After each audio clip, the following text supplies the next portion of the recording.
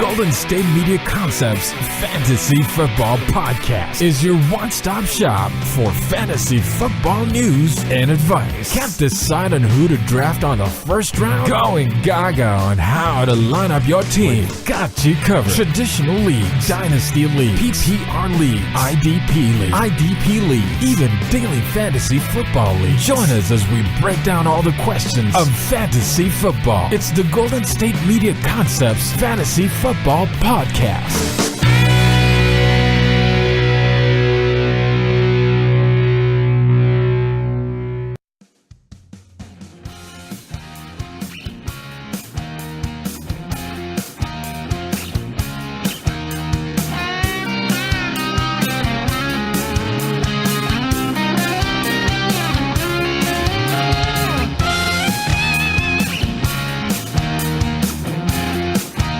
What is up? Welcome into the GSMC Fantasy Football Podcast.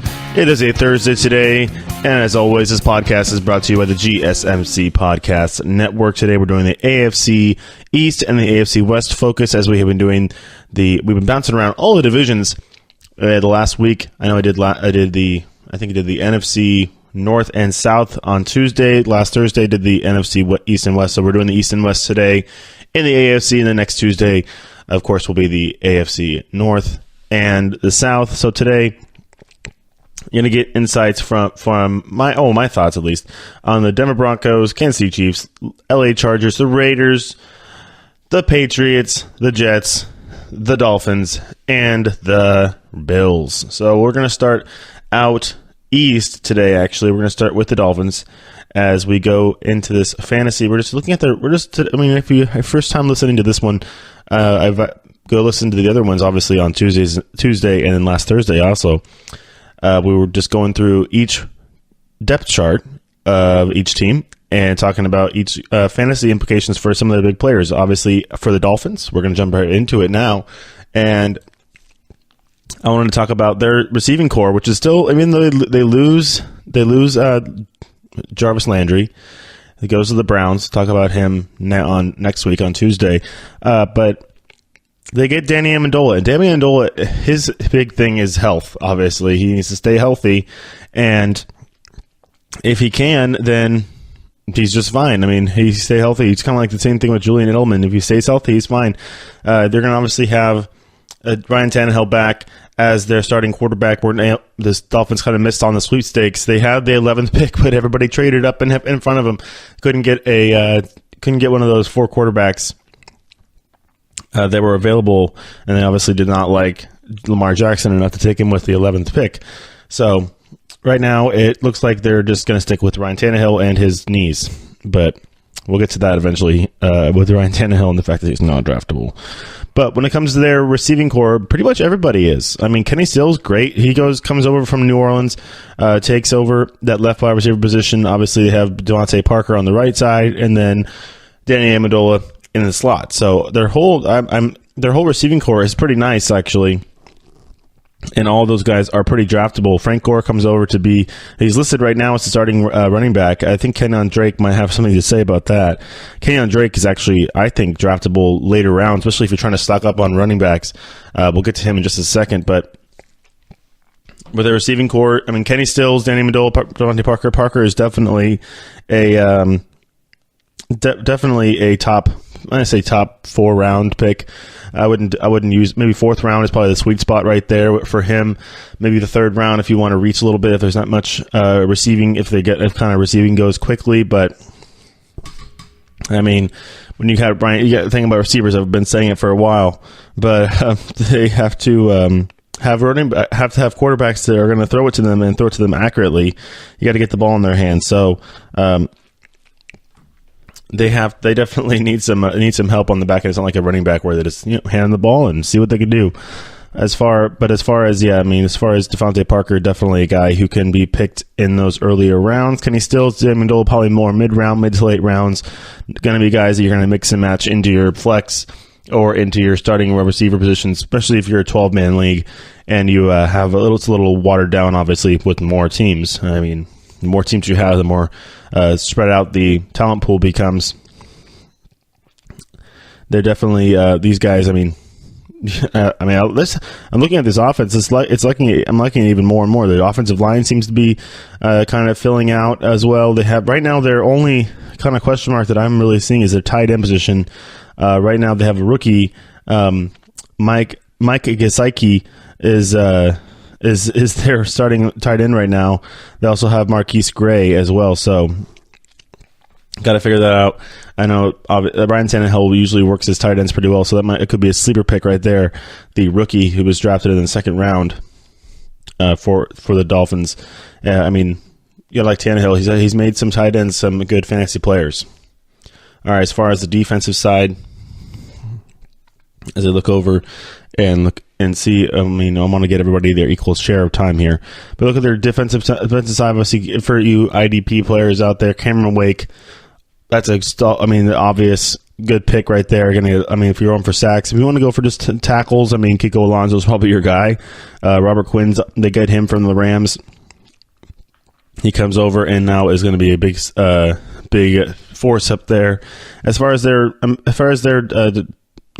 secondary is kind of a no-name secondary. They have Rashad Jones, but nobody really that's going to jump off the page as far as fantasy. Obviously, they draft Minkah Fitzpatrick. That's who they got with that 11th pick in the first round. Drafting Minkah Fitzpatrick out of Alabama. Also, obviously, Kenyon Drake out of Alabama. I think Kenyon Drake's going to be the starter. I skipped right over him. I just mentioned him, but he's going to be a guy. I think he's going to be the starter pretty soon. Frank Gore. Great guy for him to be underneath right now. Frank Gore is obviously that veteran talent in the locker room, but he has a very, very, very serious regiment when it comes to his preparation for games. And if he can get Kenyon Drake on that, he could definitely be a guy you could train and have do better, have become better and become a better pro. Because Frank Gore's gonna help Kenyon Drake quite a bit this season, and he might just leapfrog him on that depth chart and become the number one guy getting the most touches. So Kenyon Drake, probably a late round pick right now. We'll see throughout training camp if he maybe jumps. I'm gonna get reports saying that he's gonna get the bulk of the carries this year, but basically it's just based off of volume for Drake right now. So the more volume, the more viability he can get fantasy wise. All right. That'll do it for the Dolphins, as we're going to go over to the Jets now. Obviously, with their new quarterback, we'll see. That's the big question mark. The big question mark is that they're going to start Sam Darnold. Right now, he's behind Josh McCown and Teddy Bridgewater on the depth chart, but we'll see how quickly he jumps up in the ranks of those quarterbacks. Not draftable, none of them are. As far as this team, they're really the only people that really jump off the page on this team. I mean, Isaiah Crowell has been a nice running back in his career. He's had a nice little career in the NFL. So I would definitely like him as a mix and match running back. Gets those points, gets the good touches, and can get you some good performances on the from the running back position. And then they have Robbie Anderson, who's had some issues off the field. I know. His best ability is availability. They get Jermaine Kearse from Seattle, comes over. He's been on the team a few years now, but he's obviously Jermaine Kearse is a veteran running back. A veteran receiver. So definitely a guy you could maybe think about. I don't think he's going to get picked up too quickly come draft day. Definitely a value guy. Could be a good possession receiver. They also get Terrell Pryor, not really draftable either, even though he had good numbers. But there's just so much talent out there. I just would wait and maybe if you really need a receiver, think about Robbie Anderson or maybe even Quincy Enunwa, who's right now their starting receiver for the Jets. Not much to talk about here with the Jets. I mean, they're still kind of rebuilding, still figuring themselves out. But on their defensive side, they do have some good players. Jamal Adams is a good safety. They got him last year with their first round pick. Could be a guy if you want to think about the individual defensive players. This could be a team that definitely could. They definitely could be a team that you mix and match into your full team defense. If you're not doing individual defensive players, you're just doing regular defense. They also have Morris Claiborne too, and Leonard Williams as well. So the thing is, for individual defensive players. Some leagues have just one. Some leagues have, you fill out each position, like each level of the defense, safety, linebacker, corner, down lineman. And Leonard Williams is definitely a guy you could think about as your down lineman. There's lots of options out there, but if you want to get the most value, I think Leonard Williams would be a nice pick because he's definitely going to be a guy on the inside who can rush the quarterback, get some sacks on the season. They did draft, obviously, Sam Darnold. They got him. They're just looking around, see if there's any talent just kind of pick out. I think, Bilal Powell, also a good little running back. They've had him for a while. He was actually drafted by this team. He's been on the team his whole career. So, but I just like Isaiah Crowell a lot. I think he's going to get the bulk of the carries for the Jets. I should have took more time on the Dolphins. They're more interesting. The Jets, they still have Todd Bowles, head coach, some defensive-minded coach. So, just definitely want to look at the offense a little more. All right, the Patriots have a lot of stuff to talk about, so I'm going to go with the Patriots really quick. I know we're supposed to talk. I'm trying to split out each segment each way. So, the first two segments would have been Dolphins and Jets, but we're going to go with the Patriots. I'm going to give them a little extended time because I'm going to talk about Tom Brady for a while here and say, is Tom Brady still, is he still a viable fantasy quarterback? I feel like he's still solid every week, but he's getting a little less consistent, I think. Sometimes he's good, sometimes he's not. Sometimes he puts up numbers, sometimes they really focus on running the ball. And right now, obviously, they lose Dion Lewis, but they get Sony Michel in the draft. They have James White. They still have Rex Burkhead. They pick up Jeremy Hill. They pick up Mike Gillespie. Gillislee. So, they have a lot of options. At the running back position. That's the problem about drafting running backs from the Patriots. But we talk about that with Tom Brady in mind. Then you kind of just like, oh, what is it? What is he going to throw the ball out this year? Are they going to run the ball out this year? So you it's a tough guess. And I think if you had really if Tom Brady should be like the last ditch effort when it comes to top tier quarterbacks, unless you if you really don't want to draft like Derek Carr or even like a Matt Stafford, if you don't want to draft one of those and Tom Brady's still sitting there, then maybe take him. He's just not consistent enough for me as fantasy wise. In order to be viable, for an early round pick, I wouldn't draft a quarterback early round anyways. There's just there's so many of them. But yeah, he's still going to be up there in your draft rankings. He's still going to be up there because he puts up the points. MVP last year, obviously. So but he's just getting there to a point where I think that with that offense, they're going to put him in less and less situations to be vulnerable. They're going to hand the ball off a lot this year. We'll see how their offensive line gets figured out. Obviously, with the loss of Nate Solder, they get Trent Brown from the Niners, but he's not even in their starting lineup right now, according to this depth chart. So I would definitely be thinking about that as an issue, maybe when it comes to protection of Brady or if it comes to run blocking. It's all on the team. You got to think about it in a certain way where you're definitely going to have different players affecting your fantasy players at all times. All right, so we're going to actually cut this segment, and I'm going to come right back over the break, and we're going to be talking more about the Patriots, and we'll do that right when we come back.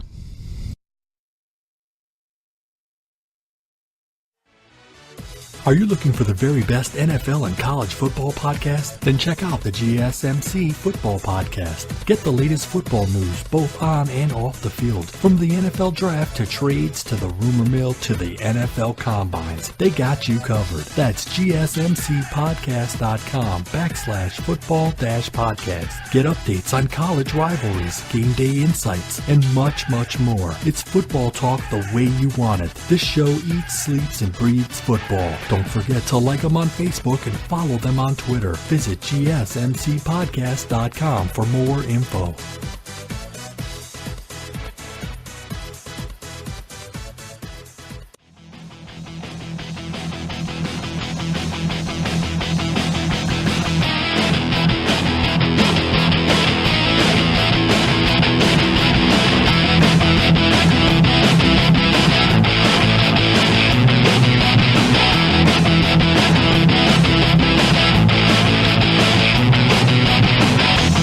All right, welcome back, GSMC Fantasy Football Podcast. As we are going over the Patriots right now, Bills will be at the back end of this segment. Tom Brady.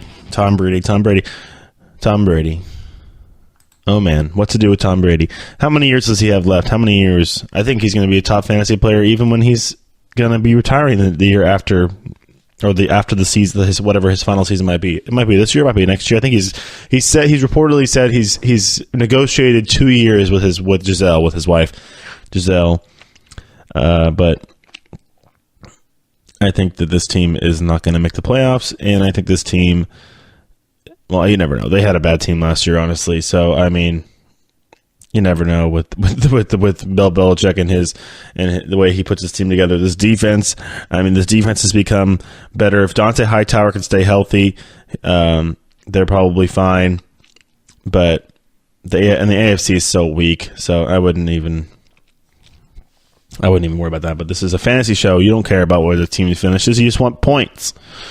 And Jordan Matthews is going to get you points. This is my Jordan Matthews rant because Jordan Matthews was a good fantasy player. And then Jordan Matthews got sent to Buffalo by the Eagles. Didn't get to win a Super Bowl ring. Sorry, Jordan. But now you're on the Patriots. So you have Tom Brady thrown to you. So like this whole idea with me saying, you only draft receivers that have good quarterbacks. Like obviously there's talented receivers out there that don't have as good of quarterbacks. Like even DeAndre Hopkins had a good year last year a decent year last year without Sean Watson. So DeAndre Hopkins, that is. But Jordan Matthews has a good quarterback in Tom Brady. Jordan Matthews has a quarterback that he's probably going to get on a great page with. And you've seen what happens when Tom Brady can get a new big weapon on the outside, Randy Moss. He can turn that into touchdown machines. So I think Jordan Matthews is going to be quite the pick this year. Might not be up there in the top 2 rounds, but I think 3rd round, I'm taking him. You better believe I'd take him. If he's available in the 3rd round for me, or 4th round, because I can't pick in the 3rd round, if we're doing this, I'm doing a Legacy League or Legends League or whatever you want it to, Keeper League, where I'm keeping Todd Gurley. He was my 3rd round pick, so that's my 3rd round pick. That's fine. But then that means I probably have a chance to take Jordan Matthews in the 4th round, or the 2nd round. Not the 2nd round, but the 4th round. For those of you who have a 3rd round pick, unlike me, you can take him in the 3rd round because he's going to be a force to be reckoned with, I think, this year, especially with Brady thrown to him. Gronk needs to stay healthy. Gronkowski, obviously, great tight end. Nothing really to say negative about him other than the fact that he can't stay healthy on the field. And the Patriots can win without him, honestly, and they have won without him before. He's still a point machine when he's on the field.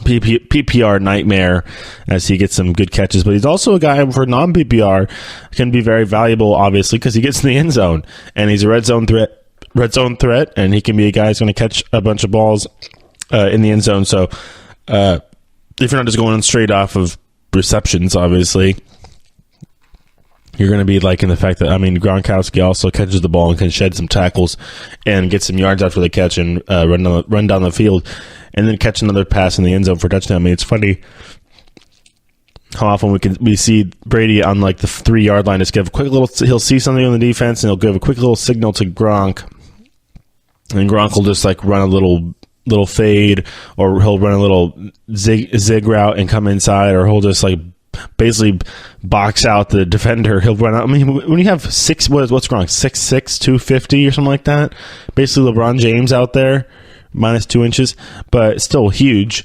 And he's matched up against like a 6-foot corner who's like 6 foot 200 maybe. That's not fair. That's called a mismatch right there. When they line up Gronkowski wide to the left or wide to the right, it's not fair. Usually to the left because that's Brady's right-handed, and he throws right across his body to get him right there. You see him on the left side a lot. So I think that Mr. Gronkowski, obviously, I don't even have to tell you to draft Gronk. But sometimes people want to stay away because he's just too much of a risk injury-wise. That's the one thing. It's kind of you're still rolling the dice with the guy. You're still saying, is he going to stay healthy? Is he going to stay healthy? Is he going to stay healthy? I don't know. You got to decide. As far as their running backs, obviously, James White, he's a guy who's going to get in the end zone. I had Rex Burkhead last year at the end of the year when he came back from the injury, gets touches. It's tough to pick, though, because these guys can go dormant because they don't get the touches, and there's just so many of them I think Sony Michel obviously right now is number 3 on the depth chart, but he's going to work his way up through and become maybe that second running back, because they have like 4 running. They literally have 6 running backs right now, and they're all like have been guys that have, I don't think none of them have started. Well, a lot of them have started. The 4. Mike Gillislee started in Buffalo. Jeremy Hill started in Cincinnati. Rex Burkhead has started for the Patriots, and so has James White, because they usually do a lot of 2-back sets. They'll run a receiver, run one down on the line of scrimmage to be a receiver. You see lots of different ways that the Patriots use their running backs. So I mean, they're valuable, but it's just tough with New England running backs to it's like pick your poison, or pick your. Hopefully you can guess right in which guy is going to have the big day, because usually one has a big day and one doesn't. So, or one has like an average day. Or it depends who is going to get. If they're not going to throw it to Gronk on the 2-yard line or the 3-yard line, who's going to get the ball to run it in the end zone? I mean, they don't have LeGarrette Blount anymore. Like even Brandon Bolden is listed as their third running back, one of their third running backs. They have 2.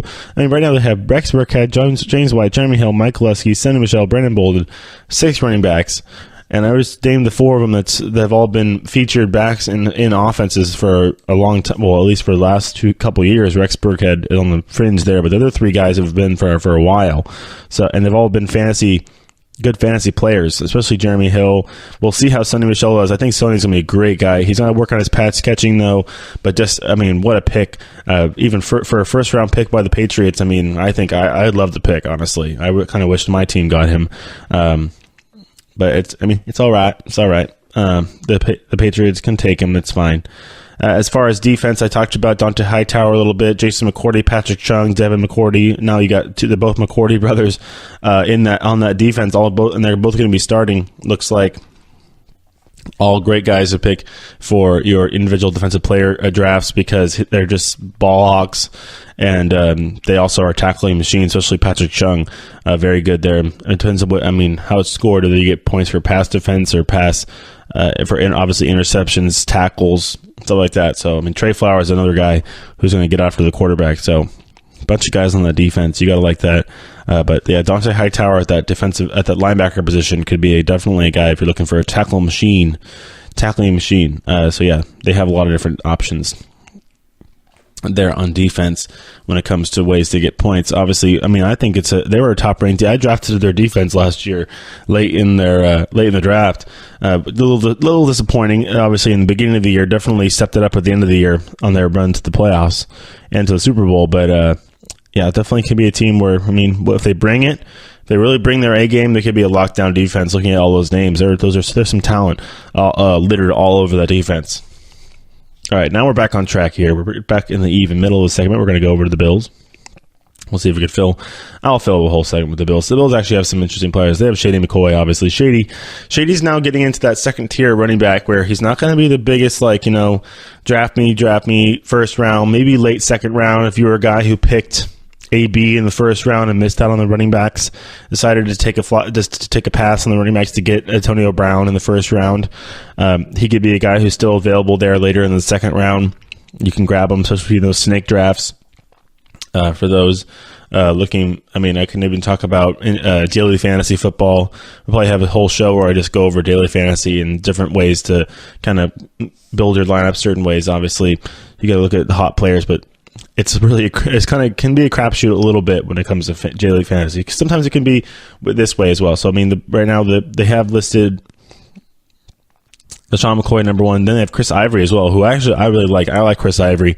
He's a good player, as he's going to be the guy behind LeSean McCoy. So McCoy, he's injury prone as well, but has really made a name for himself after coming out of Philadelphia. Goes up to Buffalo and still balls out, still plays well. So he's a guy who can catch he's going to get a lot. I mean, I love LeSean in the PPR.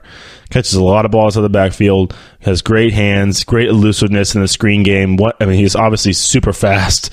So, I mean, in that screen game, he could pile up some serious yardage. And we'll see how long it takes Josh Allen to get into that starting role, whether they're going to let A.J. McCarron take the reins this whole season and then have Josh Allen and jump in next year, or if he's going to come in there in the middle of the season, or if he just straight up beats out A.J. McCarron in training camp before this season. Remains to be seen.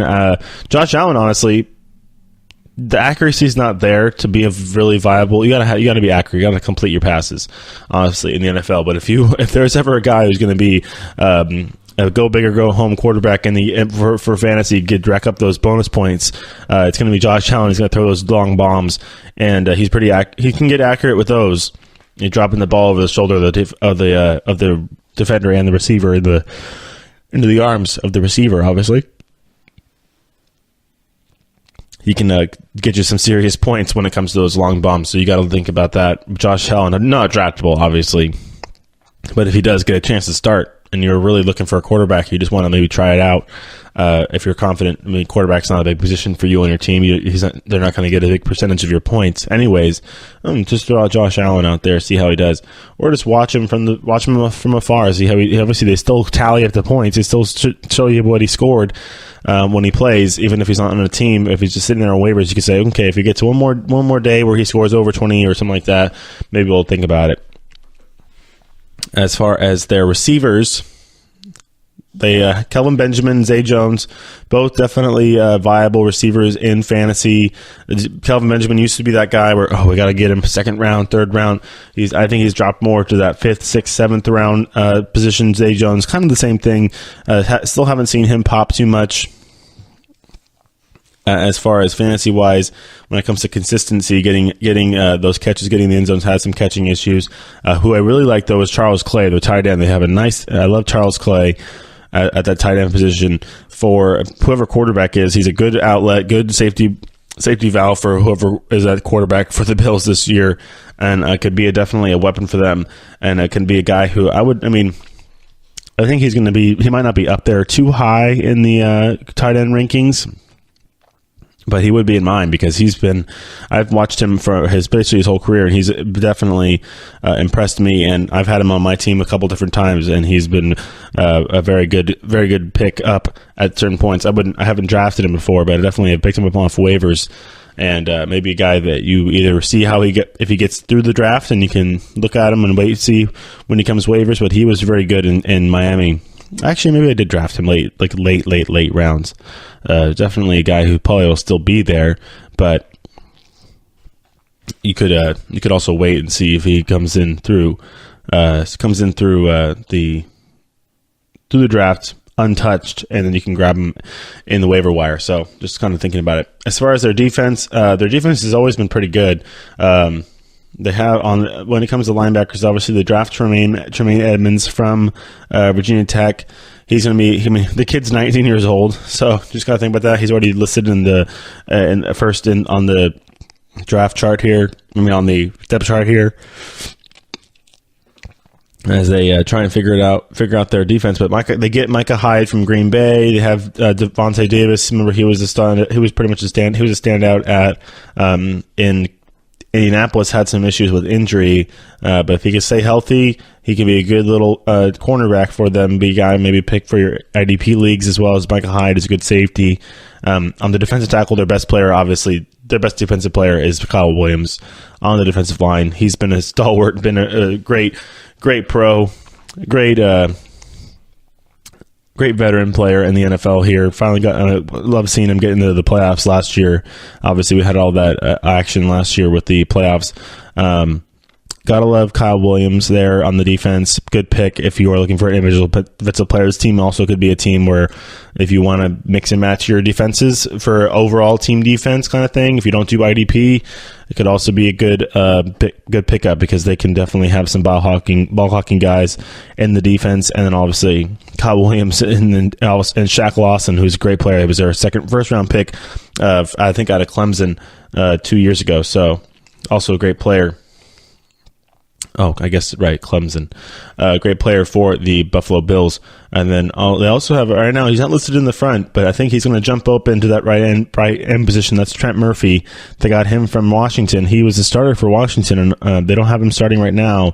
They like Jerry Hughes, but right now, I think Trent Murphy will jump in there too. So and they get Star Lotulelei from Carolina. So a couple of good veteran defensive tackles right there they got in free agents, or they got from other teams. It looks like whether they was unrestricted free agent were able to sign. So they got him they got both those guys. One got Trent Murphy from Washington and Star Lotulelei from Carolina. You got to like that if you are a Bills fan, getting some talent from in the free agency. So you got to like that.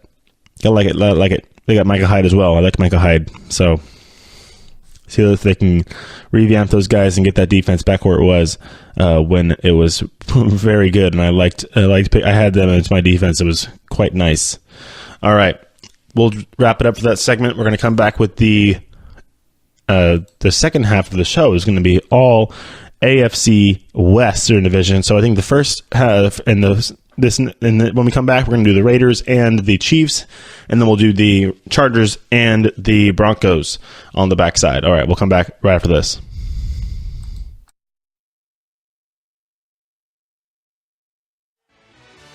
Check out the show that's built on the MMA. From the UFC to extreme cage fighting, they got the fights covered. Check out the GSMC MMA Podcast. Get the latest news on past or upcoming fights. Join us as we talk to and about some of the biggest names in the MMA, past, present, and future. When it's the fight game, there's just one show to check out. GSMCpodcast.com/MMA-podcast. Don't forget to like them on Facebook and follow them on Twitter. Visit GSMCpodcast.com for more info.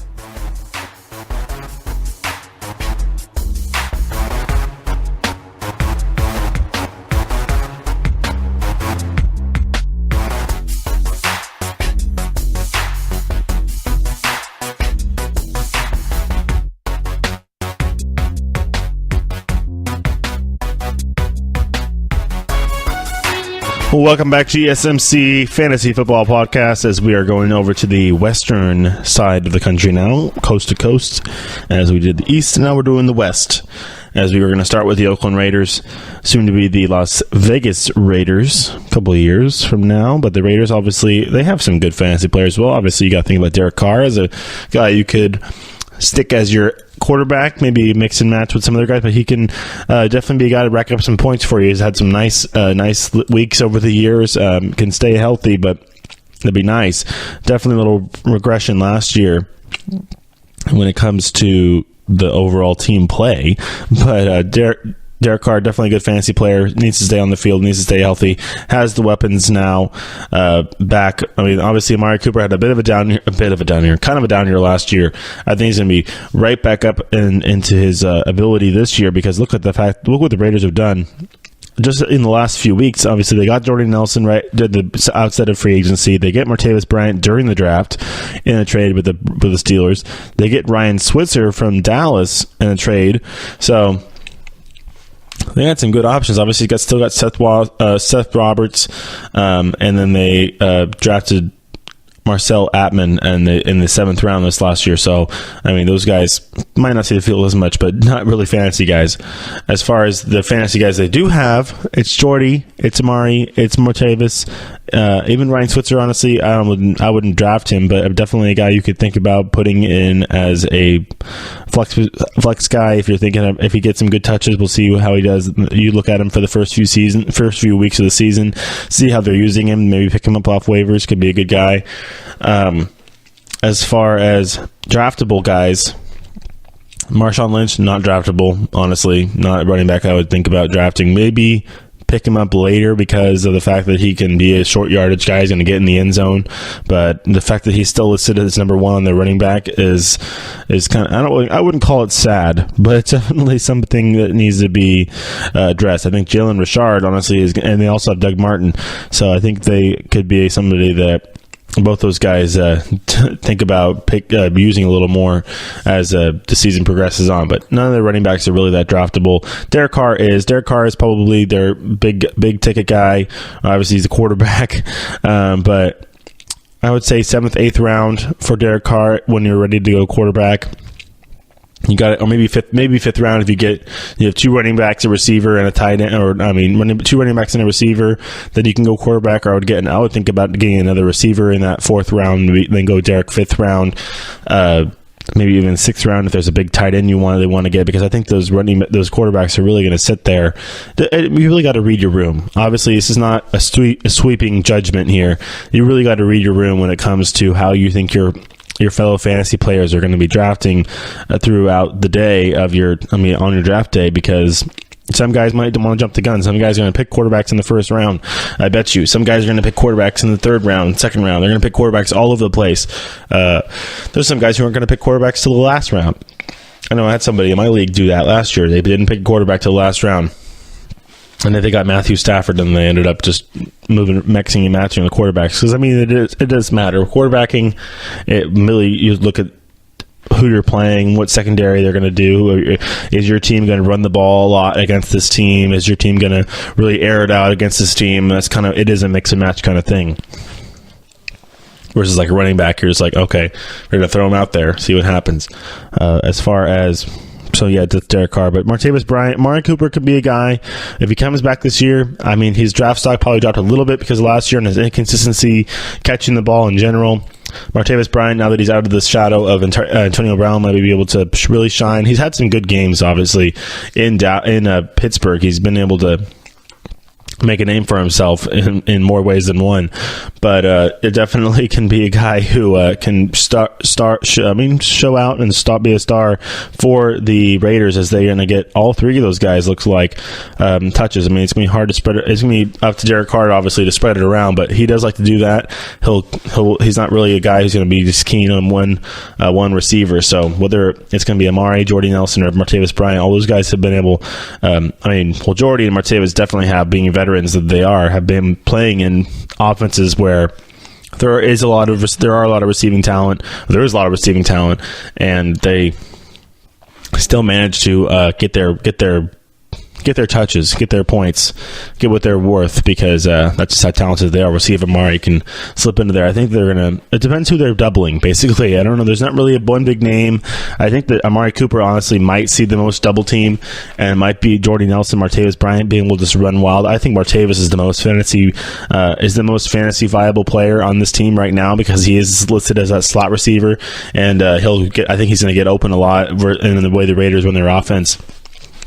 In the routes he's going to be running, Derek Carr is really going to like throwing to Martavis Bryant. So I would take him earlier than either of those 2 guys. Honestly, I would take Martavis maybe even in the 4th or 3rd or 4th round.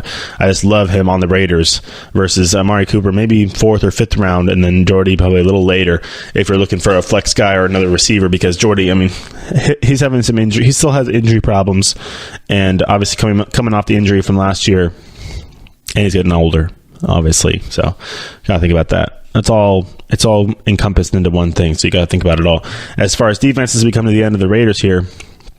Khalil Mack, definitely a guy you want to draft if you're an individual defensive player. I really hope he has a bounce back year. He's definitely very capable of it too. So he's really the only guy that I'm seeing on this defense. Maybe Sharice Wright as well, but he's also a veteran who might be lost a step in the backfield. So we'll think. In the defensive backfield, but not really seeing anything here that is wowing me on their defense. Maybe Bruce Irvin as well, and linebacker, tackle machine. If you want to go out, just go for tackles. All right. The Raiders got Derek Johnson. Not that Derek Johnson. Oh well. All right. I saw that name. I'm like, what? No. All right, we'll come back and we'll do the Chargers, right? Did I say Chargers or Chiefs? Oh, no, Broncos. I think I said Chiefs. We're doing Chiefs when we come back. Stay tuned. It's not the end of the segment, isn't it? No, stay tuned. We're doing Chiefs right now. Look at that, even better. I psyched myself out. Chiefs right now. Obviously, Patrick Mahomes. Wow. I psyched myself out there. I thought we were going to a break. We're not. We're going right now. Chiefs. Patrick Mahomes. Do you draft him? Do you not? That's the biggest question mark for me, because he is obviously not a rookie, but he's a guy who was able to really get that redshirt year with behind a good quarterback in Alex Smith, with a good coach in Andy Reid. He's going to have weapons on weapons on weapons with with his offense. Obviously, Travis Kelce, top tight end. I think he's going to really have a big year with Mahomes this year because Mahomes really likes driving that ball down the seam. He's going to use Kelce as a weapon this year. Really, I think he really will. Is going to be a good weapon even a good outlet. And some of those other kind of routes, Kelce, PPR machine. For PPR, I think he's my number one tight end for PPR for sure. Even with a new quarterback, I think they're going to get on a great page, and then they obviously have the line to protect him as well. So you got to think about that. Kareem Hunt, where do you want him? First, he's going to go first round in most drafts. Who wants him basically? Who wants to take the risk? He had a great beginning of the season last year. Obviously tapered off quite a bit at the end of the year. Tyreek Hill, another guy where it's kind of like, what's he going to do? Is he going to pop today? Is he not going to pop today? He'll have like a streak of 3 great games and he'll go in the tank for a little bit. It's really up in the air. Sammy Watkins is a new face. I'd stay away from him. He's had some injury issues. Maybe if it's a last ditch effort, if he's still sitting there on the board, is going to get a super ultra value pick, maybe like 7th, 8th, 9th round. If he's still there, probably won't be there. Somebody will pick him. He's just talented, and as a tall receiver, can go up and get the ball with a young quarterback like that. But I think Travis Kelce is going to be the biggest deal for Patrick Mahomes this year, being a big tight end, big target for him to throw to. Obviously, Kareem Hunt and Tyreek Hill obviously are going to be helpful as well, because of the fact they're just so dynamic. And with the young quarterback, I'm looking forward to seeing what kind of plays Andy Reid and Eric Bieniemy draw up. Obviously, the Chiefs losing their offensive coordinator. Nagy's now the head coach of the Bears, so new offensive coordinator, even though I think Andy Reid is really the mastermind behind that, big offensive guy. So you got to like that. If you are a Chiefs fan, or if you want to draft Chiefs player, as I'm saying, Travis Kelce, my number one tight end, I'd do 3rd round.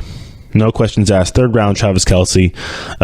Especially if you get a tight end, a running back, and a receiver in your first 2 rounds, just get rid of that. He's sitting there. He's going to get picked. Especially if you're going to have if you're not a guy who's going to pick back to back, like late in the 3rd round and pick again early in the 4th round.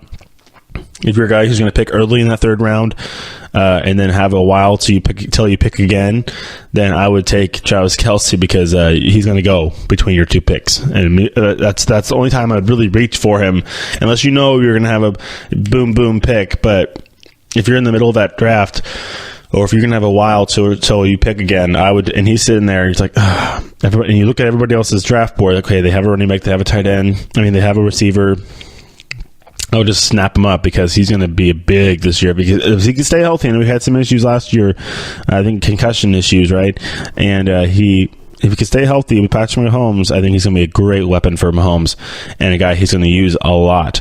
Like I said, as far as running backs, obviously they still have a nice little core there. It's Jerkandrick West, Spencer Ware, Kareem Hunt, all good guys that are going to get their touches. We'll see if Kareem Hunt can stay healthy. Then West obviously becomes that big guy that people will pick up quickly on the fantasy wire, because of the way the Chiefs run the football and with their offensive line. They still got big Eric Fisher in there, the 1st round pick from 2013. But as far as Kareem Hunt goes, he's probably going to go by the 5th or 6th pick. Depends how much people like Kamara. I think it really goes Bell, Zeke, Gurley, Hunt, AB, Kamara, all up there. I'm probably forgetting somebody that's obvious. But, I'm thinking about Kareem Hunt right now, and he's still coming. This is his 2nd season in the league. Last year he was still rookie last year, remember? So, it's only his 2nd season in the league. Got to think about that. But I forgot to mention Chris Conley. Chris Conley could be a good little flex player for you guys out there. Could be a good little flex player out there. Not a guy I would put in my top 2 receivers. I could find better receivers than that for my top 2, but could be a good little flex player. Just let him. I would draft him late round, honestly. If he's available for me to draft, I'd take him late round. I like how he plays the game, good possession receiver, and I'll just let him sit in my bench, just chill out on the bench for a little bit. When I think it's your time, when I really need to have a good matchup, maybe I would throw him into that flex position and see how he does. I like him better than Sammy Watkins, honestly, because Sammy Watkins is injury prone and he has issues catching the ball. Might be a little bit taller, but I just like how Chris Conley goes and gets the football I mean, he's 6'2", 213, and went to Georgia, so he's played in the SEC and knows how to be rough and tumble down there. Versus Sammy Watkins, who's, I mean, he is 6 a little taller, or I mean, same 6'1", 6'2". So I mean, they're around the same size. I felt like Sammy was always taller, but whatever. I digress with that one. Still, Tyreek Hill is the dynamic player of that defense, of that offensive, of that receiving core, at least on the offense, for Kansas City, and probably will be the next. He'll probably go Hunt, Hill, Kelsey when it comes to like order of being picked for a lot of leagues. And whether you pick Hill in the second or third round, and you pick Hunt in the first round, obviously, and you pick Kelsey in the third round, you could have a whole team of Chiefs if you want. That's how good their offense is. I haven't even gotten to the defense. When it comes to defense, they still got Justin Houston. Obviously, Chris Jones is a good player. Eric Berry's healthy now, playing back in that strong safety position, tackle machine. Going to go be a ball hawk. So all those guys. Reggie Ragland's a great linebacker. Going to go make some good tackles. So lots of different options there for you IDP players out there. Also a good team to pick if you miss out on the Jaguars or the Vikings for the team defense. All right, now we're taking a break. Now I'm reading my timestamps correctly. Now we're going to be right back with the Broncos and the Chargers. So stay tuned for that. We'll be right back.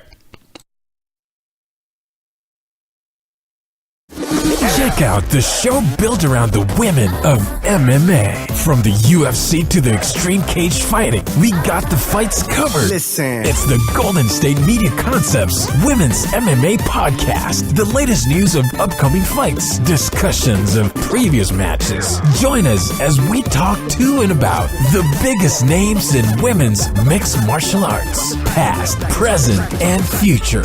When it's the women's fight game, you know where to listen to. The Golden State Media Concepts Women's MMA Podcast.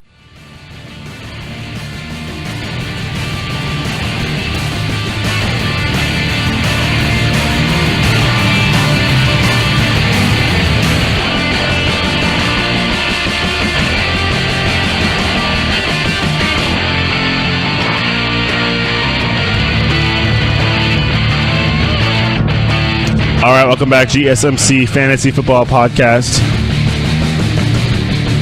As we are coming back with the Denver Broncos, and then we'll get to the Los Angeles Chargers. All right, looking at their defense here. Well, the song just ended, didn't it? No fade out for me.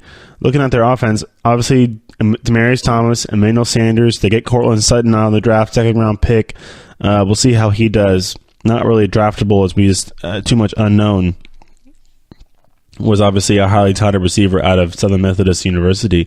But I think their biggest question mark is how draftable Case Keenum is. It's going to be kind of interesting to talk about this team. It used to be such a good fantasy team to talk about. But we'll see how that kind of shakes out. Obviously, Devontae Booker is on their number one running back with C.J. Anderson, I think, signing with the Panthers. I have to go check that. He's not on the team anymore. But they drafted Royce Freeman from Auburn and from Oregon. That's the other guy. Royce Freeman from Oregon. So we'll see how he falls into that offense. Both of those rookies are still too many question marks to draft, really. But Devontae Booker could be a guy that, I mean, not going to be the top two picks, not going to be top 2 round pick, but could be a receiver that a running back that kind of falls in. We'll see how he gets stacks up with the other running backs in the fantasy in those old fantasy rankings. But definitely a guy who could get. I mean, he's going to get the bulk of the touches, that's for sure. But could be a guy that could pop. I mean, he's not really had that much success because he's been behind C.J. Anderson, but I think he definitely could be a guy, maybe 4th, 5th round, if you're still looking for a running back at that point where if you drafted other positions earlier in the round and you're still looking for a running back, he could be pretty viable, or as a flex position too. Kind of the same kind of thing I was talking about last segment, talking about the fact that you just draft a guy and sit him on your bench and see how he does, and then put him in when you think he's going to pop, or it's back-to-back good games, something like that. So, or a good matchup if he's playing a weaker defense. definitely something. As far as Demaryius Thomas and Emmanuel Sanders, two fantasy veterans that have been around for quite a while, and they have definitely shown out and shown up and also shown down, as they are definitely up and down players. Emmanuel Sanders, every time I had him last year, every time I played him, didn't do good. Every time I sat him, did good. It was ridiculous. It was weird. It was so weird.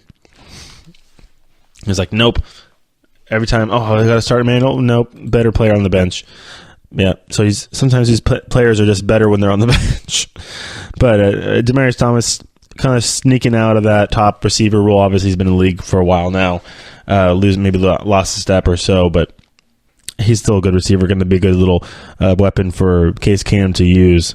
You saw Case Keenum used his receivers last year with Diggs and Thielen. Didn't really miss a beat with them, so we'll see how he picks it up with his new receiver core out in Denver. I don't think there's that many question marks when it comes to how the ability of those two veterans, because they have been in the league for so long, but there are definitely question marks when it comes to other positions. Obviously, their tight ends are not really that. I mean, right now they have Jeff Heumann as their number one tight end. Not really jumping off the page, obviously. They have a bunch of different guys that might be trying out over this whole offseason and the training camp. So we'll see if those guys are going to pop it all during the season, and if they become pickable when it comes to waivers. Obviously, waivers are going to be a big deal. So you always got to be thinking about waivers and stuff like that. So this is an interesting Broncos team. Not going to be making any big splashes, I don't think. The AFC West is quite tough these days, with the Raiders reloading, with especially on the offensive side, and the Chargers. The Chargers are going to be good, very good this year, and the Chiefs obviously are definitely prepared for another big run down the stretch of the games. In the regular season, we'll see how they do in the playoffs. I don't want to talk. Chiefs and playoffs are definitely a different question when it comes to the Chiefs and the playoffs. But Chiefs and playoffs, haha. But yeah, Sanders, I just don't know where to put them. They're mid to late rounds, honestly, both of them. Maybe Demaryius is going to sneak up to the third or fourth round if you're really looking for a receiver, want to stretch. There's so much talent out there. It's tough for these guys who have been in the league for so long. Demaryius Thomas was drafted in 2010. He was their first round pick in 2010, and I think that Emmanuel Sanders has been in the league even longer. Yeah, he was 2010 as well, third round by the Pittsburgh. So both guys are 8-year vets or 7-year vets, going to be in their 8th season, and we'll see how they turn out fantasy wise. Case Keenum, not draftable. Maybe if he really turns out well, that mile high air really helps him out with his passes this season. But getting that ball down the field has definitely been an issue for him. Maybe is better now that he's up in the higher altitude. And we'll see how he manages that offense this year. Not as many weapons as he had in Minnesota, that's for sure. When it comes, especially with the running backs and tight end position, we'll see how the wide receiver works out. I think Courtland Sutton might be a guy that you pick up during the year because of the fact that him and Case Keenum might be using him a lot. He might get those touches when he gets those PPR touches. All right. On to the Chargers, last team of the day, as we have just rolled along here. Oh my gosh, already almost to an hour. Holy moly, I'm just gabbing along here about these NFL teams. We still have 2 more divisions to get to next week. And then I don't know what we're going to do. No, just kidding. I always have a plan. All right, Chargers, Los Angeles Chargers, a couple more years, obviously still playing at the old soccer stadium. But their receiving core is still pretty nice right now. Keenan Allen, Tyrell Williams, Mike Williams, and Travis Benjamin. The main thing is if you drafted Williams, you still got to make sure. Okay, Williams scored for the Chargers. Yes. Oh wait, which one? I have both. Okay, good. No, but I think that it's going to be interesting. It's going to be interesting drafting any of those players because of the fact that they spread it around. Obviously, Keenan Allen is a top flight receiver right now in the NFL. He's definitely got himself up there. Stay healthy, 2nd round, 3rd round pick for sure. When it comes to the NFL, I just realized I didn't even talk about the defense on the Broncos. Just draft Von Miller. There you go, done. We'll see how Bradley Chubb does. Done. All right, back to the Chargers. All right, Keenan Allen. Yeah, definitely a top flight receiver. Third round would be a great place for him to go. I think maybe even late in the second round. Melvin Gordon, some question marks at tight end there. Not sure how he is going to bounce back. Definitely a talent at tight end, at running back. Not really a first round talent, I don't think. Probably late, mid second round if you miss out. He's definitely a good quarterback, good running back. I mean, I think just mid to late, or early to mid second round, because you're gonna want a running back. He might not even go late first round for those 12 team leagues. That 11th pick might just snag him up, because he's a good running back. We'll just see how he comes back. He seems to get overshadowed by the other running backs in the league, maybe because he plays for the Chargers. But he gets his touches. He gets in the end zone a lot for that team. Phillip Rivers, honestly, I love Phillip Rivers.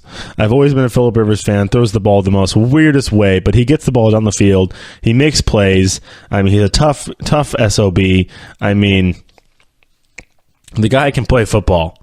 He can absolutely play football. He slings it around the field in the most weird way possible. I don't know how it comes right over his ears. The most weird little shoulder roll throw I've ever seen. But he gets the ball down the field, and he can make those receivers all good. So, I mean, I love Phillip Rivers. And if you miss out on some of those top quarterbacks, or if you want a second guy maybe to throw in there just as a rotational quarterback, or you're going to do that, that's actually kind of a new philosophy now in the fantasy, drafting two quarterbacks that maybe aren't the top tier guys, but just kind of rotating them in and out. Like I did last year with Big Ben and Stafford, just kind of rotated him in and out at the end of the season, depending on who had the better matchup. I mean, like I said, fantasy is a lot about matchups. It's about who your team or your player is playing. Obviously, you're not playing the other team. You're playing the team you're matched up against, like your buddy of the other fantasy team. You're playing the team that your players are playing, basically. So, I mean, if you have Phillip Rivers and they're going against a weak defense, I mean, I would throw him right in there, because he can torch some defenses with the best of them. So, I mean, he's definitely a guy who I've always been a fan of, and I've always liked on the fantasy wise.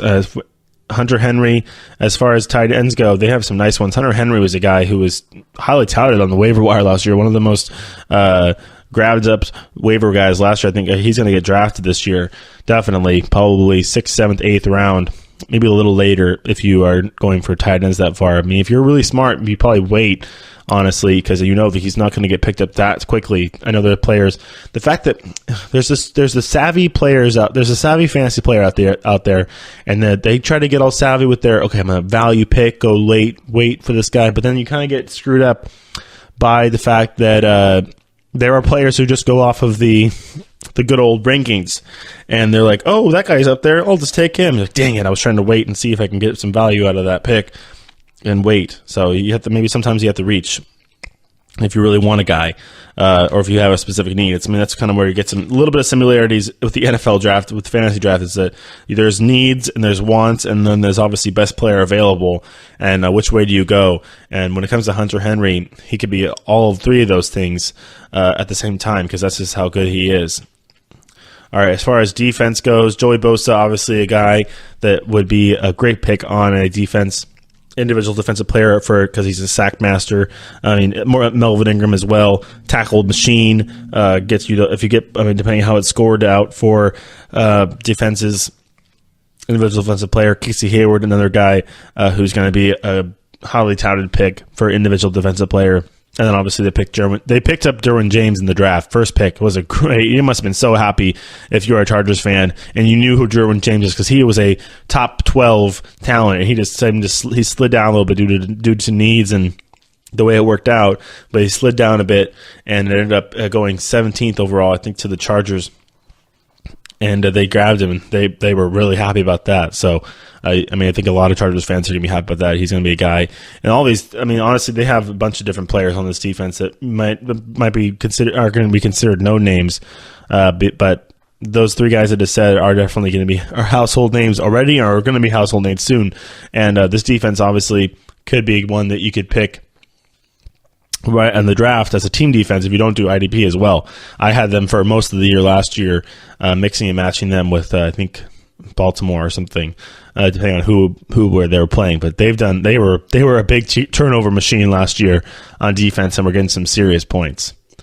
All right, we have wrapped it up today. We have come to the end of this AFC East West focused show, as we have looked at the Patriots, the Bills, the Chargers, the Chiefs, the Broncos, the Raiders, the Dolphins, the Jets, and back again. We've gone across country and back to the West Coast, and hopefully I gave you guys some cool insight on all these different players I'm looking at as I look at their depth charts and seeing which players are going to get the most touches and everything else, kind of just getting little insights as I look through every roster of these teams, and we're going to find some nuggets and, just where I think you should draft them and where their value's at. Obviously, there's lots of rounds in this draft, and you haven't even heard me say probably 13th, 14th round pick. But I mean, some of these guys honestly a bold slide, and they become a 13th, 14th round pick. Like Tyrell Williams, probably a late round pick. Like he could be a guy, maybe not because of that. You think he's going to get a lot of touches, but even Travis Benjamin, same thing, could be a 13th, 14th round pick that you guys slide when they get an extra receiver. Just in using the Chargers depth chart, for example, that's what's in front of me. But we're going to be back again on Tuesday for another episode of the GSMC Fantasy Football Podcast, and we're going to be doing the AFC North and the South, just like we did on Tuesday with the NFC. So stay tuned as we're going to cover, obviously, let's call the teams: Steelers, Browns, Ravens, Bengals, Colts, Texans, Titans. There's one more. I always forget the last one in the South. It happens every single time. Texans, Colts, Titans. Yeah, that's annoying.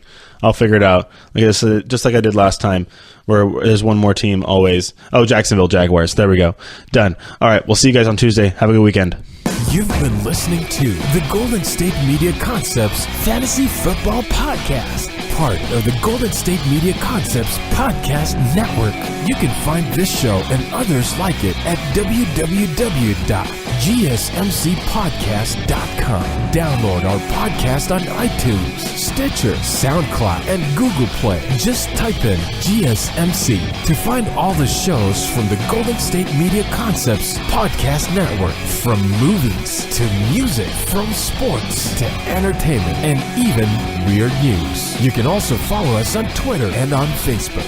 Thank you, and we hope you have enjoyed today's program.